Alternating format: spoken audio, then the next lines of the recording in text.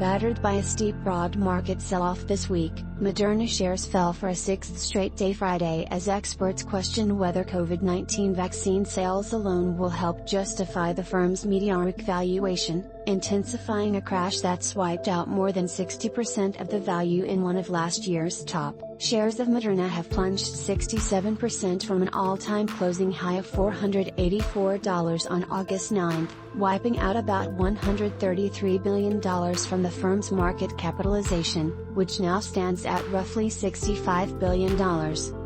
Though it skyrocketed 143% to land the S&P 500's third best gain in 2021, Moderna stock has plummeted 35% this year, even worse than Netflix, which is down 32% after a steep 20% plunge Friday following a disappointing earnings report. To compare, Devon Energy and Marathon Oil, last year's top and second best performing stocks in the S&P, have climbed 7% and 11% this year, respectively. $3 billion. That's how much Moderna CEO Stéphane Bancel, who joined the firm in 2011, is worth Friday, according to Forbes. The French native owns a roughly 8% stake in Moderna and was at one point worth more than $12 billion.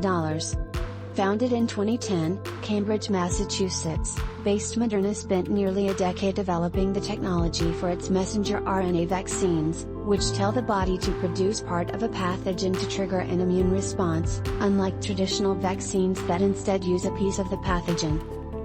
Once the pandemic hit, the company doubled down on the efforts and filed for an emergency use authorization for its COVID-19 vaccine in November 2020.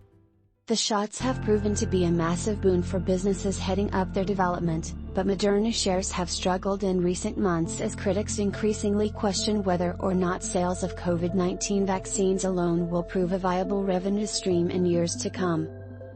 In November, the company reported third-quarter sales and earnings that failed to meet analysts' expectations, with revenue falling short of $5 billion despite average analyst projections calling for $6.2 billion.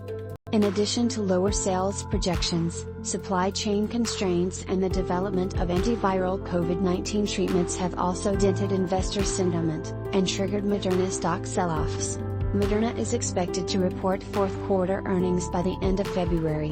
Moderna crash wipes out another $24 billion after supply chain issues dent COVID vaccine sales, Forbes.